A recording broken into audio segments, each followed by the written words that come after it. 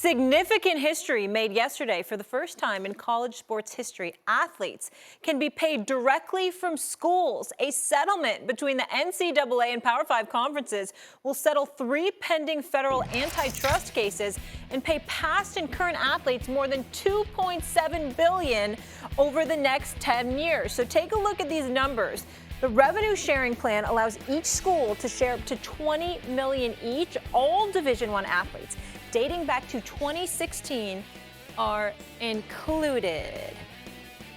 Look who's joining the convo, the one and only Paul Finebaum. Oh, I like that tie. Paul, always great to see you. Thank you. It's been a minute. I hope all is well. And Jay Will obviously here. Paul, I want to start with you. What is the significance of this agreement? Molly, in the last 3 years, we've used a lot of phrases like this is a historic day, but this is the most significant day in the history of the NCAA because the sham that the NCAA has always been is over. They have always fought on every mountain to defend the right that this is really amateur athletics when we've all known that has not been the case for a long time. And finally, they had to agree to it in court to avoid what? To avoid literally going out of business, because had this case gone to trial, they would have been wiped out. I mean, if you agree to settle something for $2.8 billion, can you imagine how much exposure you had? So the NCAA plus the conferences that were dragged into it alongside simply wave the white flag. They have the money. This isn't really to further student athletes, quote unquote, so to speak. This is to prevail and preserve their own ability to continue to be in existence. That is the NCAA. Paul, it still needs to be approved from plaintiffs and a federal judge, but we think it will be approved. Yeah. I agree with you on this being an historic day because it starts to really break down the barriers that have existed for so long, as you properly articulated here. I think the biggest thing that stood out to me is like this is now a revenue sharing system that is being installed. And as we all know, when you start hearing about rev share, the things to fall in the line, the trickle-down effect after that come employee. And that's what's going to be the next thing. When will all these athletes become employees of the university? And then talk about players actually having a voice of representation. You know, it's still so mind-boggling. Players union. You're exactly right, Paul.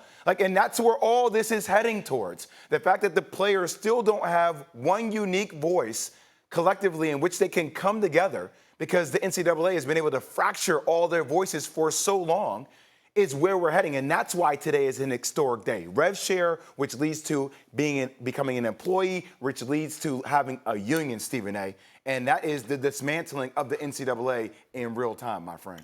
Well, the dismantling of the NCAA, it needs to happen. It needed to happen for quite a long time. And to me, that's why I side with Paul here. Not that this is a debate, it's a discussion, Jay, but I think it's important to point out that it's been a sham system. It's been exploitative. It's been something where you're taking advantage of folks who were in an inferior position. They didn't have representation. Think about that for a second there.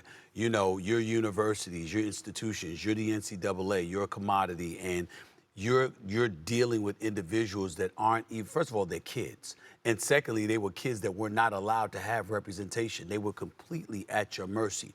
And the thing that I love about it, it's about $2.77 billion to be exact that we're talking about here. According to my notes, the NCAA will be responsible for roughly about 40% of the settlement.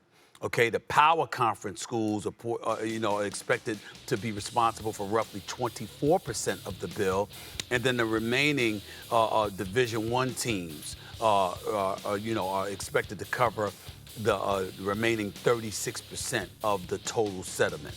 Here's what I love about this: the fact that you've got to pay back something over the next 10 years. That's what I love.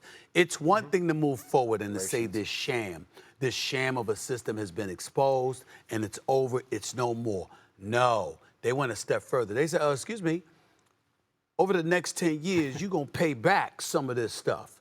You're going to pay back about $277 billion. We got to figure out, and it's going to take months to figure out what schools, what athletes themselves, who's going to get the money. I understand that. But now you got to retroactively go back. You've got to address what you've been doing. You don't get to sit up there and say, okay, it's no more. The villains in all of this are going to be exposed because as you're paying that money back, you're identifying who was victimized. Okay, so we got a swimmer at Arizona State. We got a basketball player at TCU. We've got others. I mean, you got about 14,000, plaintiffs. You're going to have to figure out who those folks are, what they get paid, and exactly what amount of damage was done. And when you're highlighting that, we get to what gets to happen is the villains in all of this get to be exposed. And how villainous they were in terms of their actions, their transgressions against these plaintiffs. That's where we get to find out how insidious all of this was for so long. And I think that's the big deal here. You can move forward. We move forward with a lot of things in life, but sometimes it's necessary to rewind that clock just to expose the level of corruption that existed to show how criminal it was all along and how many more victims there probably really are.